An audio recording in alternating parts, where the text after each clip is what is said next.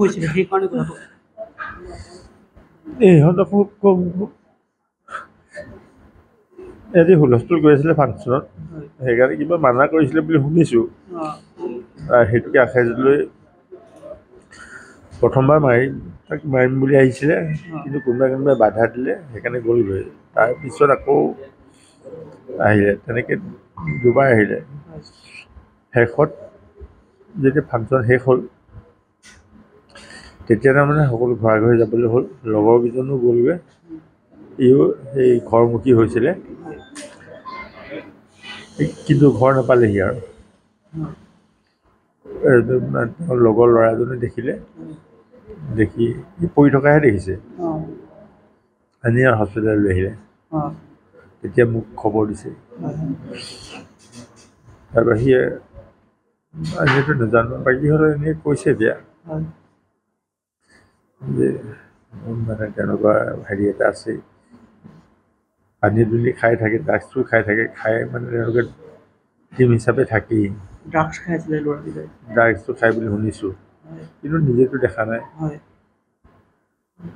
শুনিছোঁহে 10জনীয়া দল এটাই আক্ৰমণ কৰিলে নেকি 10জন নহয় এইটো 20-25জন বুলি কৈছে এনে শুনাত আৰু নিজে নেদেখিলে কেনেকৈনো ক'ব যে নাজানো আপুনি পিছত কথা পাতিছিলে ল'ৰাৰ লগত পাতিবলৈ নেপালোঁৱেই তাৰ লগত পতা হ'লে তাক কওঁতে সি হস্পিটেলত মাতিছিলে যে নামটো সোধোঁতে কৈছিলে মুখত ফুটা নাই মানে এইবোৰ দুখ পালে মুখতো দুখ পাইছিলে মূৰতো দুখ পাইছে চকুতো চিন পাইছোঁ এতিয়া দেখিছোঁ মানে অচেতন হৈ গৈছিলে নেকি অচেতন হৈ পৰি আছিলে ওচৰৰ মানুহে মানে লগৰ এজনে দেখা পাই লৈ আহিলে আনি হস্পিটেলত থোৱাৰ পিছত মোক কৈছে তেওঁ আচলতে কালি যোৰহাট মেডিকেল কলেজত ICU চিট নাপাই ইয়ালৈ আহিলে 11:16 দিনৰ আমি অহাৰ লগে লগে ICUত চিট দিয়া হ'ল ছেমি ভেণ্টিলেশ্যনত ৰখা হৈছিলে এণ্ড্ৰটিকেল ইণ্টিউবেশ্যন কৰি তাৰপাছত নিউৰ'চাৰ্জনে চাই ইমিডিয়েট অপাৰেশ্যনৰ ডিচিশ্যন লোৱা হ'ল অপাৰেশ্যন কৰা হ'ল 3টা বজাত তেওঁ গতিত সোমাই 6:37ৰ ভিতৰত তেওঁ উঠিৰ পৰা ওলাইছে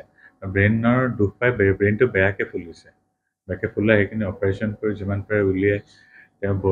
ব্ৰেইনৰ স্কাল বুলি এটা এৰিয়া সেইটো এৰিয়া পেটত সংস্থাপিত কৰা হৈছিলে তাৰপাছতো তেওঁ আকৌ ICU চিফ্ট কৰি ভেণ্টিলেশ্যনত ৰখা হৈছিলে কিন্তু আনফৰ্চুনেটলি ৰাতিপুৱা 6টা বজাত তেওঁৰ মৃত ঘোষণা কৰিবলগীয়া হয় তাৰপাছত এতিয়া আমি থানাৰ ফৰ্মেলিটিখিনি কৰি আছোঁ পুলিচক খবৰ দিয়া আৰু বাকী পষ্টমৰ্টেমৰ কাৰণে যিখিনি কৰিব লাগে ৰৰা থানাৰ লগত যোগাযোগত আছোঁ ঘটনাটো দেওবাৰে ৰাতি ক'ত হৈছিলে জনপথ আৰু চন্দননগৰৰ যিটো ভিতৰৰ চাৰিআলি এটা আছে সেই চাৰিআলিটোৱে হৈছিলে কি হ'ল ঘটনাটো মানে দেখিবলৈ পালোঁ মানে ঘটনাটো অনুষ্ঠানটোৰ ওচৰতে মানে এদমমান ল'ৰাই মানে এজন ল'ৰাৰ লগত মানে লাগি আছিলে কাজিয়া লাগি থকা দেখিলোঁ তাৰপিছত দেখাৰ লগে লগে ওচৰলৈ যাওঁতেই মানে তেওঁলোকে ল'ৰাটোক মাৰিছে মানে আৰু ল'ৰা মানে কমেও 10টামান আছিলে 10-15টামান ল'ৰা আছিলে হয়তো আৰু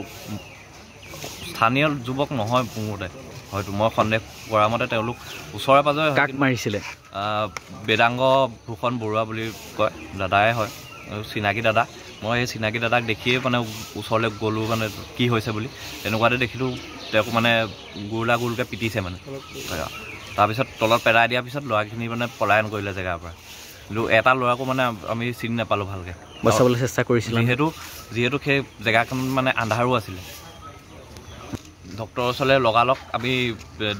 ৰাস্তাত যেতিয়া পৰি থকা দেখিলোঁ তেতিয়া আমি ডক্টৰক মেডিকেললৈ লৈ আহিলোঁ তাৰপিছত কৰিছিলোঁ তাৰ পৰা যোৰহাট মেডিকেলৰ পৰা এতিয়া মিছনলৈ কালি হেৰি কৰিলে মানে